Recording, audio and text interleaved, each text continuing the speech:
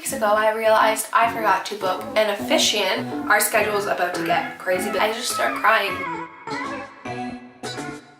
Hey guys, welcome back to my channel. Today's video is another wedding video. I want to give you guys an update all about my planning, but before we get into it, if you notice I'm wearing the same outfit as last video, it's because I am. I literally just stopped the recording and started again. I'm getting sick, like I said in the last video. I'm still sick, obviously. But I get so out of breath because like I feel so congested. I got my water. I got my notebook because I already tried to plan this video yesterday and failed. So I had to write down some notes. Let's talk about my wedding. It is on September 21st, which is in like 4.5 months. Almost 4.5 months. Yeah, math. And we will have been engaged for 1 year at the end of this month, which is crazy that much time has gone by already, but it has been so great. Let me just give you like a rundown of the vibe that we're going for our wedding. Our wedding is going to have around 100 people. It's going to be a backyard wedding, and it's just going to be very whimsical, pretty, light, airy.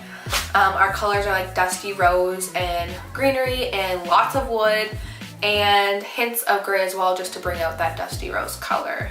Right after we got engaged last May, the very first thing we did was our venue, obviously, and Trevor's parents gave us the idea of doing it at a friend's property. He has a lot of green space. It's surrounded by farmland that he rents out to farmers, and it's the perfect spot for us. There's a nice little apple orchard where we plan on having our ceremony. There's a beautiful willow tree, perfect for photos. There's a perfect space to put a big 30 by 60 tent.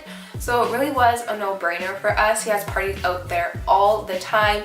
So much so that he even has tables, like a dozen of them, that we are going to use. So we saved a bunch of money that way. But we are doing this wedding completely DIY. I don't have a planner. I just have me, Trevor, and my family to help me do this. So we are doing everything. The rentals, the chairs, the silverware, the dishes, the bar, the everything I have planned and coordinated to all come together. And I wanted to do more videos of me planning it, but like me sitting emailing people about porta potties, or emailing back and forth about flowers, or being on a conference call about catering, there's nothing to film. So going forward, a lot more things are going to happen, like our DIYs, our picking out our flowers. We have to go have like a flower party in a few months, which is going to be fun. We're going to be bottling our own wine. Our rehearsal dinner, I'm taking like a whole week off before to go set everything up. It's going to be a blast. So once we got the A-OK for our venue, we kind of had a lot of wiggle room for what date we wanted. We knew we wanted it in September, and I thought September 14th, it was a Saturday. It wouldn't be getting too cool yet. It would still be kind of warm, and September is still pretty warm here in Ontario. But I went through, I emailed a bunch of photographers. Some I liked, some I didn't, some were way too expensive, and ultimately we decided to go with a friend that we went to college with. Her name is Kara. She is local to the area, which is great, and it's nice that we already knew her. It wasn't so nerve-wracking to talk to her. We knew we liked her style. We knew we could trust her. We knew that she would be a great fit for us. So that was really an easy choice. So we got that booked right away, and she actually wasn't available for September 14th.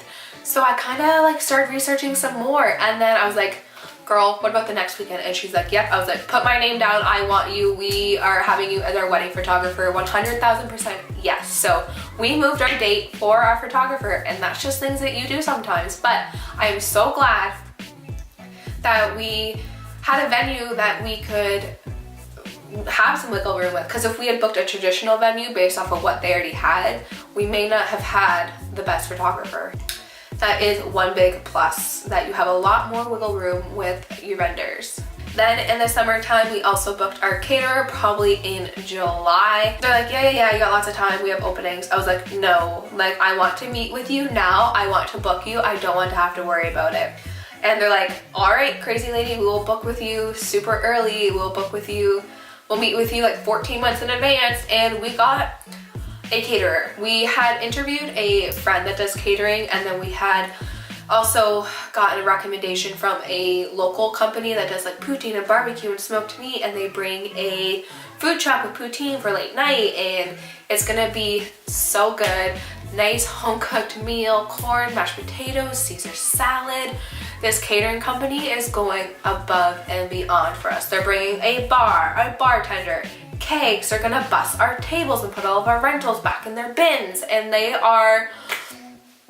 I could not be happier with our catering company. I have so much trust in them. I know they're going to do phenomenal. Trevor's brother actually went to culinary school with the one guy that we've been dealing with. So we just know we're gonna get great service. They have so many glowing reviews from so many people, and it's so clear why, because their customer service is amazing. It was a little rocky to begin with. There's a little miscommunication, but we are getting such a good deal that I almost can't even believe it. Literally, no one can believe how much we're paying for food. I'm so excited. It's gonna be the best food ever. So that happened in like July, and then came August. We kind of just hung out for the summer, and September we did our engagement photos with our photographer. It was included in our package. Those were phenomenal. It was so fun. Trevor and I are not comfortable in front of the camera, but those pictures are so cute of us, and it made me even more excited for our wedding, because like getting our wedding portraits done, I know are gonna be beautiful and breathtaking and romantic, and that was such a good session and I loved it. Around October is when we booked our DJ. Like I had kind of mentioned, I would email a bunch of people, get the quote back, hate it because it was too expensive, not email them back, or say thanks, you're not in my price range, so that they would stop emailing me. And then once we found our DJ, his quote was like $400 less. It was actually a recommendation from a friend's wedding that we went to last year. We thought the DJ was great, their mix was good, it was for everyone. The dance floor was very lively, they were really great MCs. So that recommendation was the one we ultimately went with. We met with the guy who was super chill, super fun, super accommodating, had super great information for us, and we met with him and paid the deposit there on the spot, sent him an e-transfer, and that was that. So I really didn't have that many meetings with different vendors. It was like the one vendor was my number one contender, and that's who I ultimately booked. So I didn't really have any hard cut decisions on different people. It was really easy that way. It was just a lot of research and emailing to find who I liked. Then came November. Do you see a pattern? I kind of did one thing a month. November is when I booked our florist. Again, another recommendation from a friend at work. I had emailed a lot of people. Again, their quotes were way too high. This place, their quote was even too high, but once I looked at what they were offering me, I was like, no, I do not need this much. So they're like, let's do a 12-foot garland for your head table and like $100 a centerpiece, and that was not the vision I had in mind. My centerpiece are going to be super simple with florals because we're going to have like other elements that we don't want it to be too busy. So once I talked with her, sent her over my inspo pics, she's like, all right, yeah, cut the price down in like quarter. It was ridiculous how much, and then it was way more affordable, and I was like, all right, paid in full. We got an even bigger discount for paying in full. I got my bridal bouquet for free. The boutonnieres were super cheap. Our centerpieces were like 10 bucks a piece. She threw in some free flowers for our cake table.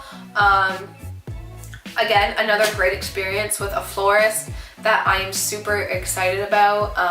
Like I mentioned, our floral party is in July or August, and we get to pick out exactly what flowers we want, exactly what ribbon. I get to go with all my girls and have fun, and yeah, I think that's also a really cool thing. I haven't really heard of a lot of people having like a whole like day or night for it. They're like, bring a bottle of wine if you want, hey, come hang out. Then in December, I went for my first dress fitting. Now, I went to this place where you could book out the whole salon for money, obviously. On a Sunday, they served you champagne. It was just you and your wedding party and whoever you wanted to bring. It was super quiet, super intimate. You weren't like being rushed, and that was my first dress fitting, and it was great. I got to try on a lot of different styles of gowns, and actually the first gown I ever put on was one that she chose, and I loved. But I really felt that she was playing on my heartstrings and was playing with my emotions and was really trying to play into that to get me to buy the gown. And I went home and thought about it, and and I actually didn't have another appointment for a whole month later. So my second appointment in January, I said I want to try this dress on, but I would also like to try on others in that similar style. I have had an appointment. I know I don't like all these other styles. I want to try this style and this like feel, this type of dress.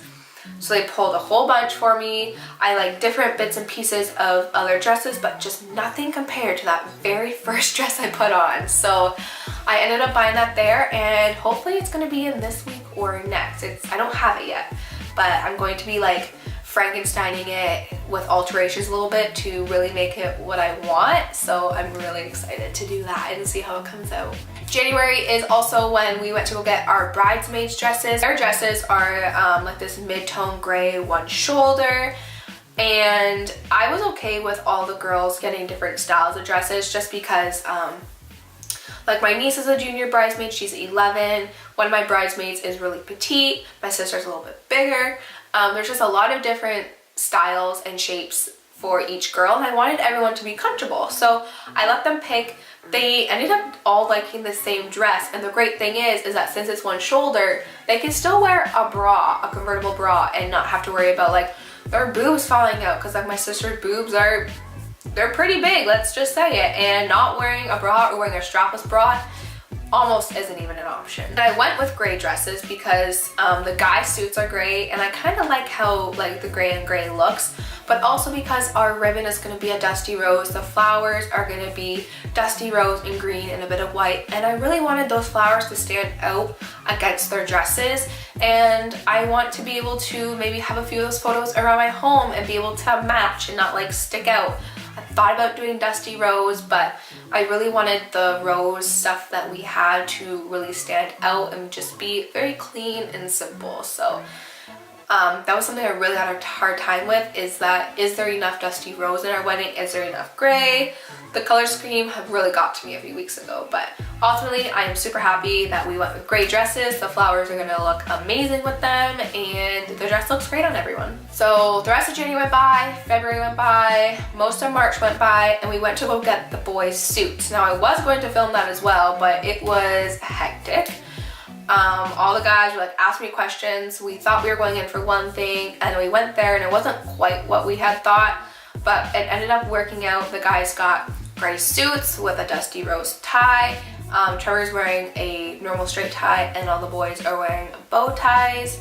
The suit looks great on all of them. It's a suit, it's gonna get tailored. But we went way early, but I'm just glad that it's done with, because I know that in the summertime our schedule is about to get crazy busy with DIYs and just everything that's going to be happening. April went by, and then a few weeks ago I realized I forgot to book an officiant, probably one of the most important things, and toilets. My mom's friend is actually a minister and she does weddings, and we had messaged her back in August. Well, I forgot, I got busy with everything else, and I forgot to message her back. And then I went to go email her again a few weeks ago, and she was booked. So I was really nervous because a few of my friends have paid like $500–600 for their officiants, and that is just insane to me. So I really did not want to spend that much, but thankfully she came through. She gave us a great recommendation for a man. And also porta potties. I had emailed them back in the summer, but thankfully they still had a reservation for us. It was still the same price because I had the email. I don't know if that had anything to do with it, but our toilets are booked. Well, I just did our stationery last week as well. I researched a bunch of places, but ultimately I went on Etsy, purchased a free template, edited that, designed it, and tweaked it to make it our own, and then sent it off to a local printer who gave us a great quote. We didn't get like a whole suite. All we needed was an invitation, envelopes, and then a reply card that just stated, go to our website for all of our details. I have our hotel block booked. I got recommendations for great taxis in the area to get people to their hotels and wherever they need to be safely. I researched Airbnbs that are close by and have good rates and have availability for that weekend, and I have all those on our website. So I really feel on top of it. The only thing we need to do really is like pick out what music we want, but that's all the little stuff that will come together. Also in March, we booked our rentals. I researched a lot of companies. This one was nearby. Their delivery fee was the best. They also worked with our tent company, so they kind of had to deal with the two of them. We booked our tent, we booked our dance floor, we booked our lighting, and with our rentals, we got our linens, our napkins, our silverware, plates, glassware, everything like that. My biggest thing with our linens is if I wanted to do rose napkins or gray.